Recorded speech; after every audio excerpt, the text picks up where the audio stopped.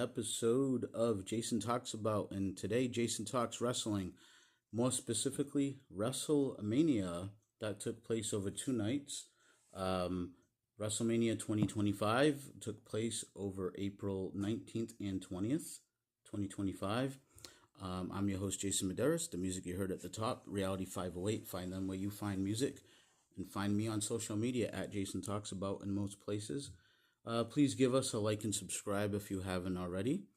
And before we get started, quick programming note: you might have noticed there hasn't been any programming for the last week. There was just some stuff that came up, and I wasn't able to record, but I was not going to miss doing WrestleMania. And really, all that was missed out on was AEW because I had already stated in prior podcasts that when there's a pay-per-view, I'm probably only going to cover the or premium live event, whatever they call them now. Same thing with AEW and WWE because it's just too much, and I feel like if there's a pay-per-view, and usually the episodes leading up to the pay-per-views or specials are very safe episodes, I call them, where they're not going to risk too much or do too much. They might do a little something to further a story, and if there's something big or huge that happens, I may cover that. One notable thing I would say was from the final SmackDown, I believe it was, before WrestleMania, where Seth Rollins gave this really in-depth speech to Paul Heyman about how Roman and Punk really don't care about him, and for reasons we're going to discuss later. That was probably the most prudent thing that happened on the week leading up to WrestleMania in the programming for WWE. Some other big announcements coming out of the weekend. AAA has been purchased by WWE. It seems like they're just really globalizing because there was a tease of The Rock with a New Japan t-shirt on Instagram as well. And B, I think they're intentionally, I can't have any proof to this or whatever, but it definitely seems like they're choking off Tony Khan and where he's going to get talent from if everybody's partnering with WWE. So I think their goals are twofold. That's not a judgment. That's just what I'm observing, and I'm just reporting on it. Okay, so let's get into WrestleMania, the results here, and I'll give you my thoughts. Now, of course, I'm not going to go blow by blow on all these matches because it would be an extremely long video, and in the interest of time, I don't want to do that to anyone. We're going to cover the results. I'm going to give you my thoughts, and we'll go from there. So, first match, they open up night one with Jey Uso and Gunther for the championship. And I'm a bit old-fashioned. I always think the world champions should be last on the card. I get it. It was Punk, Roman, and Seth, and the big story about Punk finally main eventing.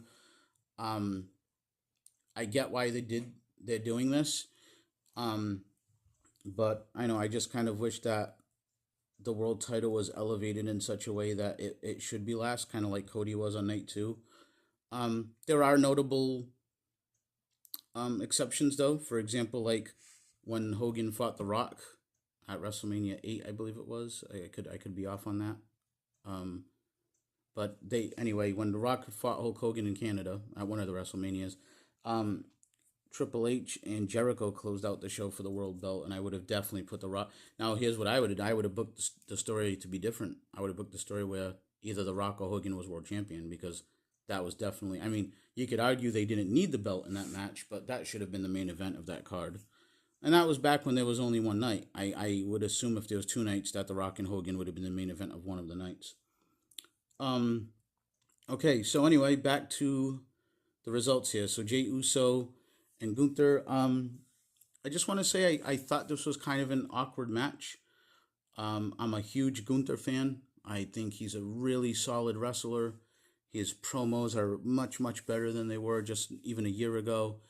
I just feel like he commands your attention when he's on the screen. And I'm in the minority. I thought the story would have been good if Gunther kept the belt. I don't think it would have hurt Jey Uso. I think he still would have been super over. But that's not what they did here. If you're listening to this and you've watched WrestleMania, you already know that Jey Uso defeated Gunther for the title. And I get what they're doing. I think, they're going with the hot hand here. Jey Uso is red hot. He's super over. The crowds are like just crazy when he comes out. Some people would argue that he's an entrance and catchphrase, and that's why he's so over. Okay, but guess what? If he's selling the most merch and he's getting the biggest reactions, I don't necessarily blame WWE for putting the belt on him. But like I said, you could argue the other way and say, you know what? He doesn't even need the belt, and you could have kept the aura of Gunther a little more intact. I know it's only been 3 losses, but I kind of like Gunther's loss now to Sami Zayn, Cody, and Jey Uso. I think if I was in charge, the only loss that maybe I would have given him was the Cody one at the Crown Jewel.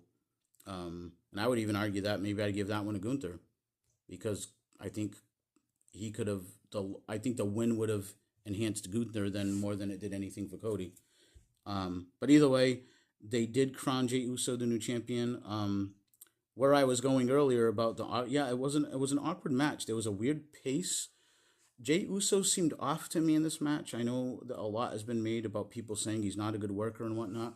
I'm not on the Jey Uso hate train. I just, in this match in particular, I don't know if the nerves got to him or what, but it seemed like the same thing happened when the Usos fought each other last year. There was just an odd pacing and odd order of just a weird sense of timing in the match. I can't quite put my finger on it. It was an okay match, but not a WrestleMania worthy match in my opinion. So Jay's the new champion.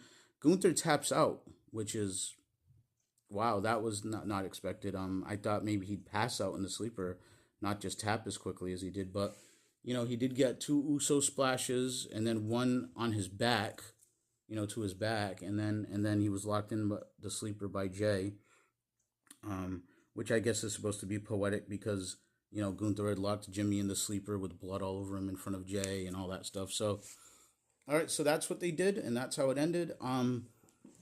I'm not giving star ratings or anything, but I'm just gonna say okay match in my opinion. I think that Gunther has had much better matches, and he loses. I want to see where they go from here with Gunther. I would like to say that he goes back for the belt. Is Jey Uso going to be truly a transitional champion where he loses it in a few months, or are they going to really try to ride this out? I don't know, but you definitely can't have Gunther just go off into obscurity. I don't know if he's going to take time off. I don't know what's happening. I don't have any inside info. I'm just a guy giving my opinion here, but I definitely think that they think highly enough of Gunther that he's going to be back at the top sometime soon. All right. Okay, so the next match, I'm going to say again, I was a little underwhelmed. It was the New Day versus the War Raiders. Nothing against any of these guys. I'm a big War Raiders fan. I think what they do at their size is super impressive. And, the New Day are solid. I mean, they're kind of stale. The heel turn did renew interest in them, although I feel like WWE kind of dropped the ball. I feel like they fumbled it after a few weeks of the New Day being super hot and just having nuclear heat with the fans. It seems like they just, I don't know, they were kind of just pushed to the side and then just popped back up here at the last minute, literally got this title match a couple of weeks before WrestleMania. I thought the match was all right. Nothing really wrong with it. I just thought it was okay. And the New Day become the champs with some cheating. Kofi held down the leg of one of the War Raiders, a la Bobby Heenan, Rick Rude against the Ultimate Warrior. And New Day are champs again. So, they've cemented themselves as definitely one of the all-time great teams, especially when you count title reigns. Some arguments can be made with all of these title reign statistics that there wasn't 2 sets of belts to win years ago, and it was much harder to win a belt years ago. You didn't usually get belts when you were new, and there's a whole host of, we could do a whole podcast about that. But I'm gonna not crapping on the New Day here. I'll give them their credit. They're definitely, I would say, it would be hard to argue that they're one of the great all-time teams at this point. Okay, so then we had Jade Cargill versus Naomi. I was actually surprised, kind of shocked that this was just a one-on-one match. I thought for sure there'd be some kind of triangle between these 2 girls and Bianca, but then Bianca won the Elimination Chamber, and that's a whole nother thing. But they had their one-on-one match. Jade got her debut. She won. Both women seemed like they were having a lot of trouble with their tops through the whole match. Um, but I think it was a decent match. It did seem like Naomi was calling a lot of the match, and um, but I have to say, so far with 3 matches in WrestleMania, and I'm not blown away by any of the matches. Um, so Jade Cargill gets her win, and in an interview later on, she seems to indicate like that she wants to move on from Naomi, and that might be good for everybody involved. But I think the Bianca triangle with these two girls probably still has some more legs because Bianca went off her own way in the middle of the storyline to go for the world title. So stay tuned for that. Jacob Fatu ended up defeating LA Knight for the championship. To this point, I think was the best match. Jacob Fatu is just a freak of nature. I think LA Knight is underrated for his talent in the ring. He's in great shape. He does a lot of athletic stuff. And I thought these two had a real good, solid match. I think it was the right result. LA Knight's another guy that's like super over, but Jacob Fatu is undoubtedly like the rising superstar right now. And it's organic. He's supposed to be this evil heel, and the crowd just loves him. And they just, cheer for him and have accepted him. And they're telling you that they want him over. And he is super over, and he's the United States champion. And interesting to see what the dynamic's going to be now with him and Solo and Tonga and what was formerly known as the New Bloodline. I don't even know what they're referred to as now, but basically him and his Samoan family, to see where they go with that. LA Knight, I think, will be fine. Like I said, he's still super over. He's wicked popular. And, I think he'll be okay.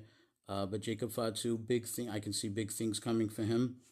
And I will give more thoughts to him actually later on when we talk about Roman and everything. The next match was a good wrestling match, but I'm just at a weird place with the whole. So let's get into it. It's a Grande Americano against Rey Fenix. So Rey Mysterio, I don't know why, wasn't cleared to wrestle, and at the last minute they substituted in Rey Fenix, which I thought, okay, good substitution. Rey Fenix is already on fire. He just debuted a couple of weeks ago, and the fans have really taken to him. And so, the whole Chad Gable, El Grande Americano gimmick, is something that they've been running with. And it's kind of funny that they've got Chad Gable back in the comedy column of things because it seemed like they were kind of making him serious. Also, the fact that El Grande Americano defeated Rey Fenix to me is a little weird because this is Rey Fenix's debut and it's supposed to be a big deal. And so El Grande loaded up the mask. It's something he's been doing on TV where he slips. It's supposed to be a plate of metal or whatever in his mask, and he headbutts people, and he gets the wins by cheating that way. So that's what he did here. He gave Rey Fenix the flying headbutt with the loaded mask and pinned him. I don't know. I'm not a fan of this whole thing. I guess it's supposed to be funny. I think they're missing the mark with it. I don't think people are into it. I just think it just comes across kind of silly and dumb. And I wish it would just end. So, this was a decent match, good wrestling match, nothing really wrong with it. But again, it's just, the whole thing is just such a silly premise that it was hard for me to take it seriously. All right, so the next match was a big point of discussion. It was Tiffany Stratton, the champion, defending against Charlotte Flair for the women's title, the SmackDown women's title. And so I think a lot of people, are getting worked on this one. People think that it looks like Tiffy might have had a chipped tooth and a mark on her forehead and a bloody lip. And there was some really stiff-looking shots. And so people, of course, were like, ooh, Tiffany made all those comments about Charlotte, and I think they're really fighting. Well, I think that's exactly what they wanted us to think, is that, ooh, maybe they're really fighting. I will give these girls some credit in what felt like an extremely forced feud. They managed to drum up some interest either way. Again, I thought this was a decent match. It wasn't mind-blowing. It was good. I thought that Tiffany Stratton showed out pretty well here. I mean, Charlotte is just always great to me. She's one of the all-time great women wrestlers. And Tiffany Stratton ended up getting the win. I thought the ending was a little awkward. Um, so that's the only criticism I really have of the match. But again, I think all the, Wade Barrett even used the term like, potatoes as we call them in the business, and I thought that that was kind of weird because if somebody looks that up, they're gonna say, wait, a potato means you really hit the person or really hurt them when you didn't mean to. So I just hate when they use inside talk like that. And I love Wade Barrett. I'm not, you know, trying to diminish Wade Barrett. I'm a big Wade Barrett fan. I liked him when he wrestled and everything. But my point is, sometimes they do this where they do the insider talk to make you ooh and ah. And I really think that it just kind of says, all right, I'm a casual. I Google that. Oh, they call it potato. What? And then I Google, oh, potatoes and wrestling, and that's what I see. And then I'm gonna go, so wait, the announcer is saying normally this is fake and scripted, but they might be hitting each other for real, right? I mean, does that make any sense? In the context of the show, the announcer should be treating it as it's an actual sport, and that's why I like when they just stop with the whole, you know, inside phrases. Uh, Not to take a detour here, but when Cena said the thing about I'm not a heel, I'm not a baby face. Again, he's acknowledging that in quote unquote in the script, he's a bad guy or a good guy. And if you're telling us it's a script, are we supposed to believe that you're going off script at this moment, but the rest of the show is scripted, or that it's always scripted and is this scripted verbiage? You know what I mean? Like it gets into a slippery slope, and I just don't like it. Anyhow, Tiffy wins. I think there's going to be big things for Tiffany Stratton. I think that the character probably needs to be a little tweaked because she still seems to be the Barbie Valley bitchy girl, and I don't know how that works as a baby face.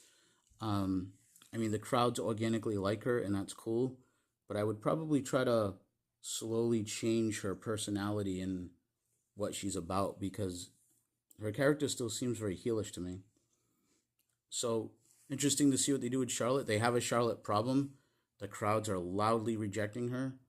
But like I said, she's one of the all-time greats. So, you know, she has a lot of heat, and that's okay. And want to see where they go from here with her. All right, so now we had the main event. I would say it was probably the biggest match of the entire WrestleMania card. Seth Rollins, Roman Reigns, and CM Punk in the triple threat. So they did exactly what I thought they would do. Rollins comes out first, does his big dance and song and entrance. Then Roman, and I was saying to the people I was watching with, I bet you Roman comes out second so he can glare down at Heyman coming out with Punk. So Roman comes out exactly as I thought. They make so many points, the announcers do, to say Roman's alone and he's never been alone and he's always had the wise man with him or somebody in his whole historic run. And then Punk comes out with in living colors there live, and they're doing Cult of Personality, and you could tell they really wanted to do this for Punk. It was a feel good moment. He's main eventing WrestleMania. He's coming out last. He's got his band there live. Paul Heyman comes out, and Paul Heyman is just so over the top with how in love he is with CM Punk, kissing him on the forehead and doing the what time is it with him, and CM Punk is just so happy and smiley. I mean, this had turn written all over it. I mean, if you had any knowledge of wrestling, you were like, oh my God, is he turning on him? It's just super obvious. And I do want to say I'm not usually a fan of multi-man or triple threat matches. I always prefer just the one-on-one aspect better. But this was probably about as good as it gets for a long time with triple threats. I liked a lot of what I saw here.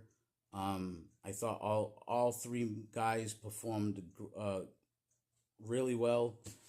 There was one particular sequence I thought was cool where Punk gives Rollins the go to sleep, and as he's rebounding off the ropes, Roman spears Punk.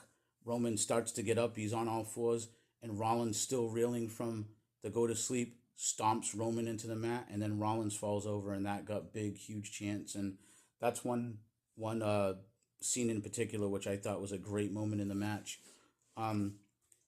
So let's fast forward to the end, exactly what I thought was going to happen. There's a sequence where the ref is down and Paul Heyman grabs the chair. He's supposed to be in Punk's corner. So Punk and Roman, Seth is off in the far corner. Punk and Roman are both on the side of the ring closest to Heyman. He has the chair. They both want him to slide the chair to either one. He slides the chair to Punk. And then he gets in the ring, and that's what gave it away, because very seldom does Heyman get in the ring and get physical. So he gets in the ring and does exactly what I think most people knew he was going to do. Gets behind Punk, instructing him to hit Roman, low blows Punk. Then gets down on his knees, hands the chair over to Roman Reigns. Roman Reigns works on Punk with the chair. And this was where I thought it should have stopped. I thought it should have been Roman and Heyman back together like it should be. But I'll save that for later. So, again, I think they kind of gave it away a little here when Rollins is slowly getting up on the far side of the ring against the ropes. And Heyman says, look, it's the Shield. It's the Shield. Like, reminding Roman of when Rollins, hit him in the back and he wasn't looking and Roman had the chair. So Roman slowly, with one hand, kind of shifts Heyman behind him. And I think we all knew what was coming next. Because, again, why is Heyman still in the ring, standing right behind Roman Reigns?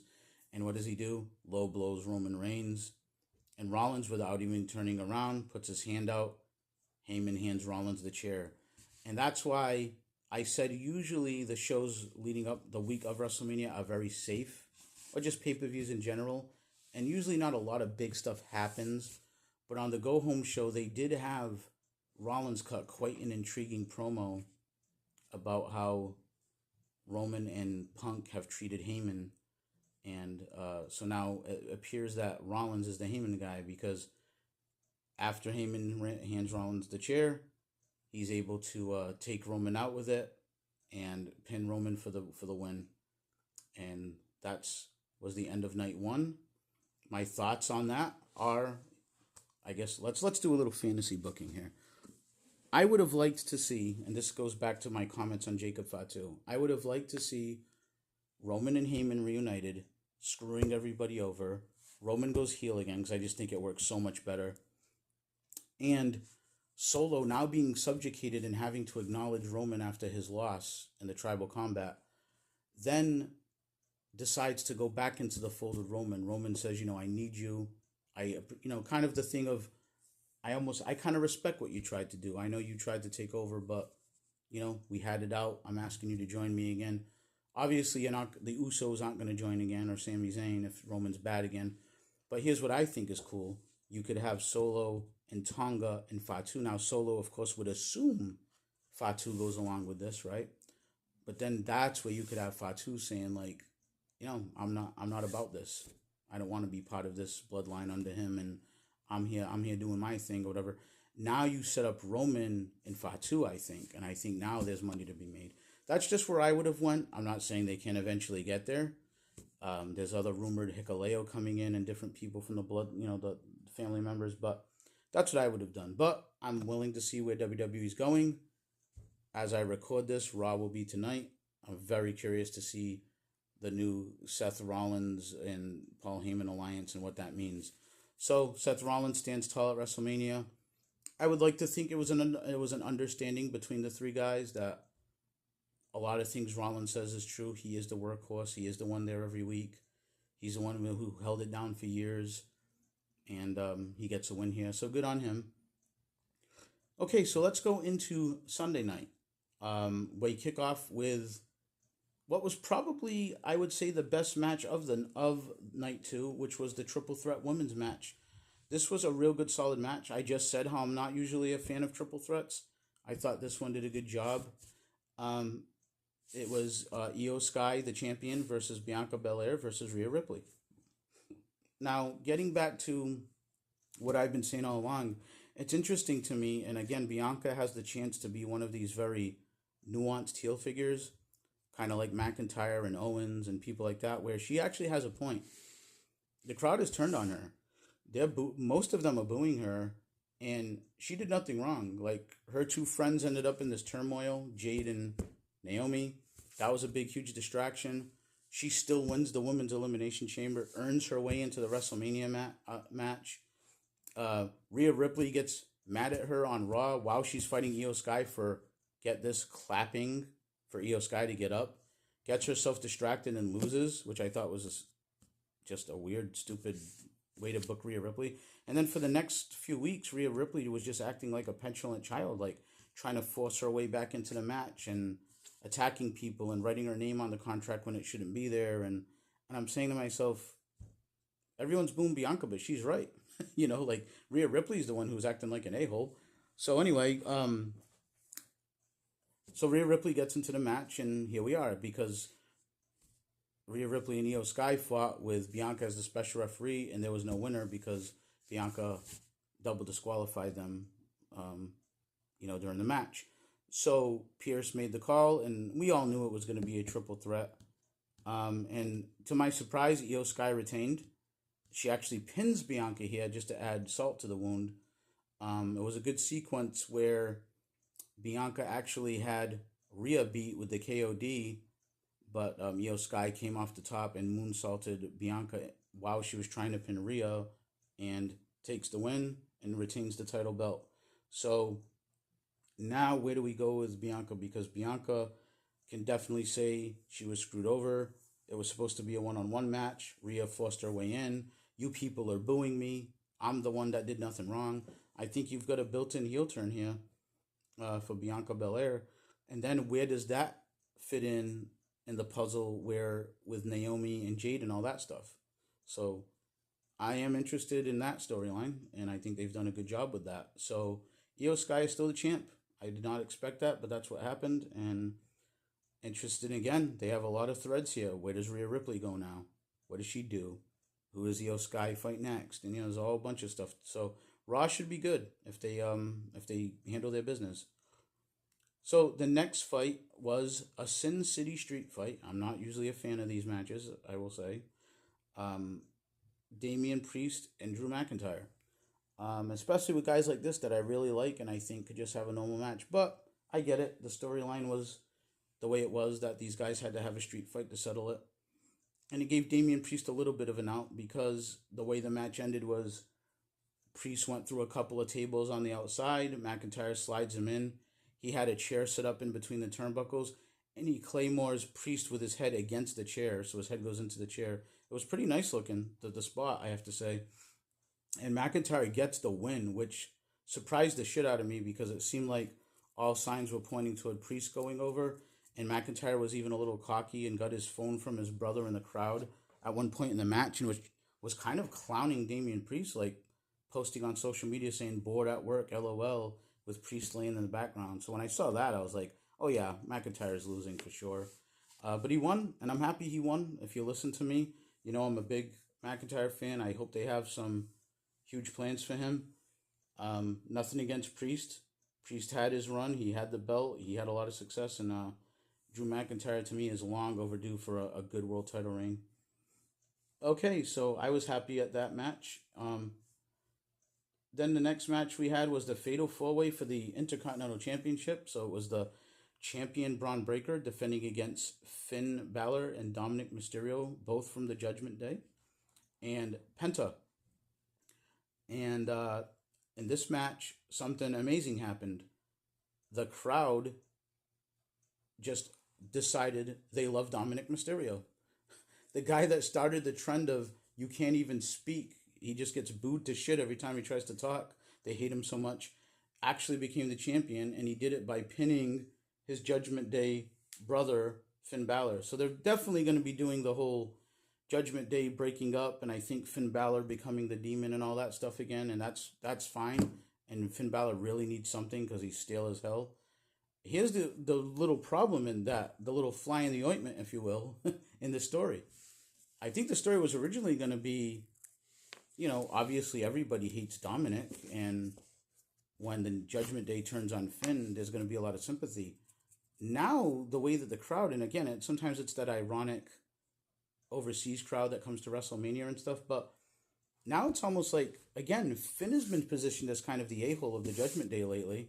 So if a breakup does go down, whether it's tonight or soon, I think the people now like Dominic, and they even like Carlito's little comedy skits and stuff. And so it's almost kind of like they're becoming faces and Finn's the heel. So interesting little twist here that I don't think anybody could have planned for. And again, it could just be the ironic international crowd.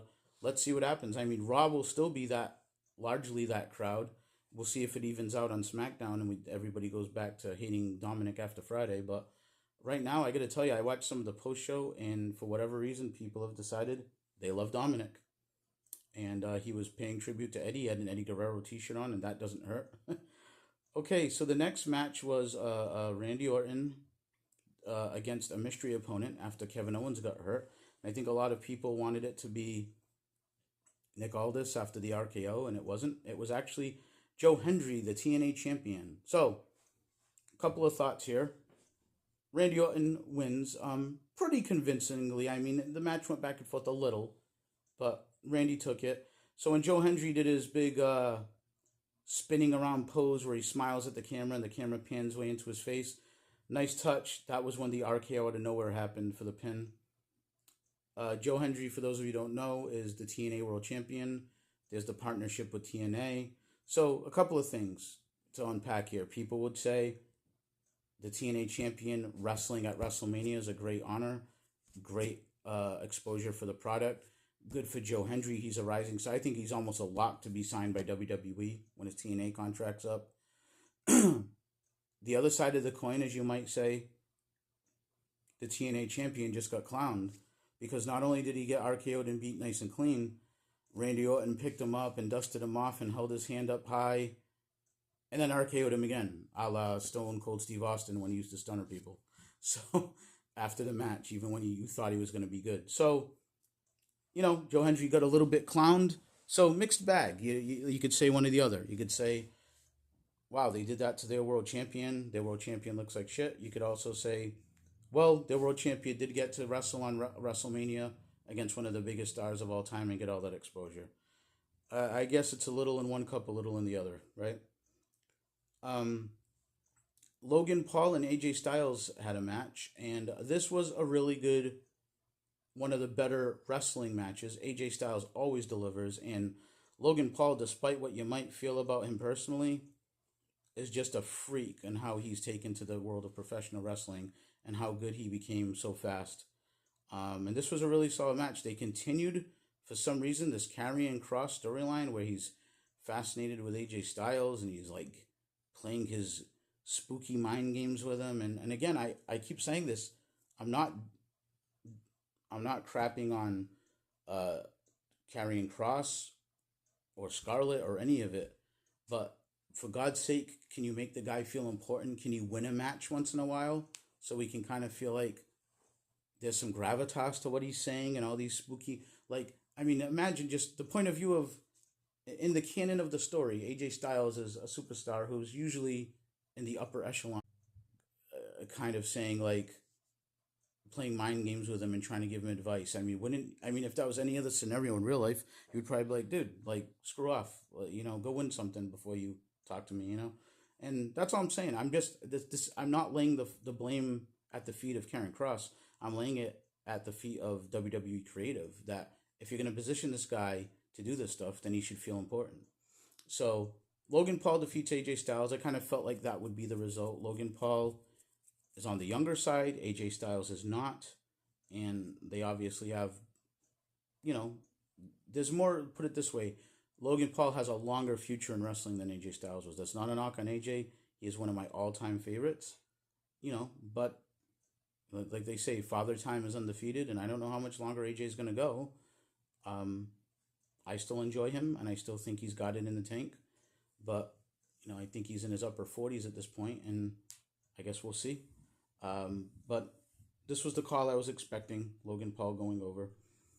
Okay, and then we had the women's tag team title match. So this was where Liv Morgan and Raquel Rodriguez were supposed to fight Lyra Valkyria, who's the Intercontinental Women's Champion, and Bayley wasn't cleared for some reason, so she needed a replacement, and the replacement was Becky Lynch, who got an unbelievable reaction from the crowd.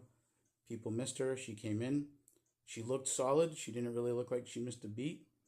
These women had a really good, solid match, and Lyra and Becky won the tag team title. So Lyra now makes history again, because obviously if she was the first IC champion, she's definitely the first Intercontinental and tag team champion at the same time of the women's division. So good on her. And Becky looked good, and the crowd loved it. And these four women had a solid match. And then we were at the main event, Cody Rhodes versus John Cena. Actually, in between, Stone Cold came back to announce the attendance. And the most noteworthy thing about that is he crashed his ATV into the wall where the fans are, the barricade area there, and might have hurt a fan because Nick Khan was checking on them and Stone Cold went to check on him twice. And I'm sure WWE's a little nervous about that because somebody probably sees a nice fat lawsuit, depending on what waivers you sign when you buy those tickets. So I guess I'll let my lawyer friends handle that. Maybe Lionel Hutz is out there somewhere and he can look into it. Oh, any Simpsons fans out there are probably laughing right now. Okay, so Cody Rhodes versus John Cena. Cody Rhodes is the champion. John Cena is trying to break Ric Flair's record. That number's been disputed online about the number of championships, but as far as WWE is concerned, Ric Flair and John Cena were tied at 16 apiece as the most world titles. I thought this was a solid match, but I thought the ending is where they lost me. The fact that The Rock loves Travis Scott, to me, really muddied this. And it might not just be The Rock, by the way. It's, I know The Rock has been very public about Travis Scott being quote-unquote his guy. But let's just get into it. Travis Scott's music hits, that theme song that they just drill into your head all the time, WWE. And he comes down. I mean, this is while the ref is not down or anything, and then eventually the ref does go down. And believe it or not, folks, Travis Scott is an integral part of this match. He comes in, Cena's down, the ref is down. Cody had Cena beat after a ref bump. Travis Scott's on the outside. Him and Cody are jarring at each other. Cody tells him to get in the ring. He gets in the ring.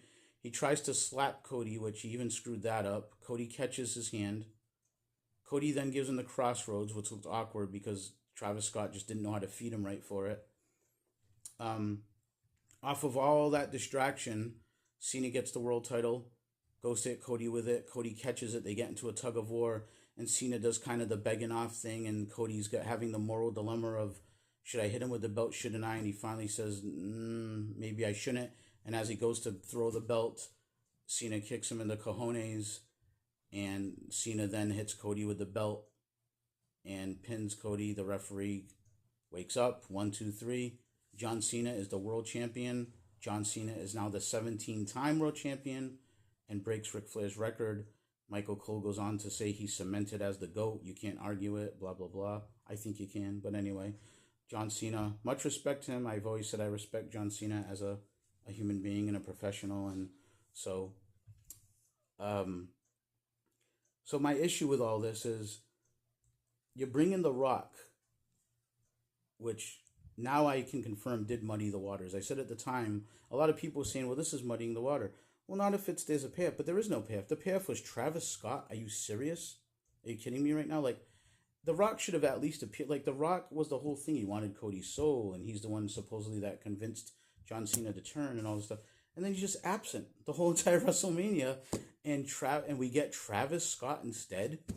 Travis Scott will now go down in history as one of the pivotal reasons that Cody Rhodes lost the title and elevated John Cena into history as a 17-time world champion.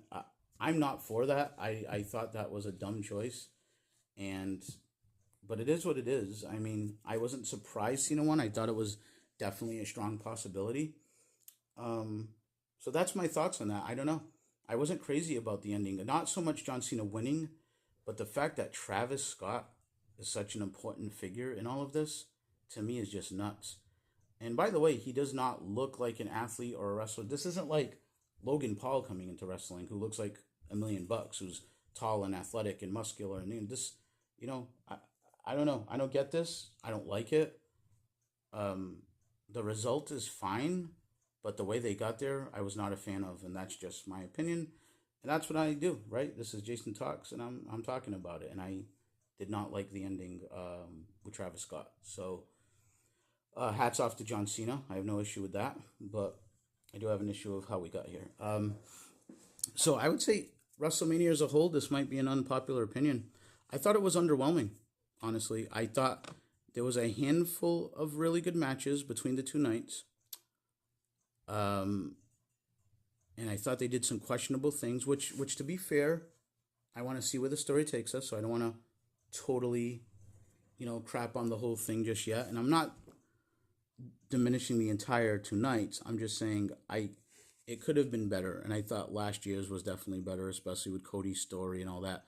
Um, so yeah, I was a little underwhelmed, honestly. I thought there was some nice moments, and I can maybe think of like three matches that were really like wow, like WrestleMania worthy, great matches. Everything else just kind of felt like average to me, and out of the moments we did get, again, I just felt were strange. Like I don't want to beat a dead horse, but the Travis Scott thing to me was a total miscue, and I don't think he should be that important in the storytelling of WWE. Um, so yeah, so that was my thoughts on WrestleMania. I would say good show, not great show, good. Um, and again, I know WWE is an ongoing story, and maybe I'll watch Raw and SmackDown over the next couple of weeks and say, okay, maybe I understand a little more what they were doing here or whatever. But at the time when you're watching the big event, you're kind of just thinking about the moment you're seeing in a in a vacuum. And in a vacuum, I thought that this WrestleMania, when stacked up against many WrestleManias from the past, to me was just kind of average. Even though John Cena made history, and I'm not trying to diminish that, but I thought it was an average WrestleMania. That's my opinion. Love it, hate it. You can comment. You can tell me off. You can agree with me. Whatever you'd like to do. But that's where I'm at. All right. So again, thanks for joining me. We had a little time off, but we're back, and I will definitely be doing more about wrestling in the coming week and the follow up Raw and SmackDown to this, and we'll definitely be jumping back into the world of AEW as well. All right. So thanks again, guys. If you're with me and you follow me, I appreciate every one of you. And please encourage your friends. Please share. And please like and subscribe if you haven't already. And we will see you next time.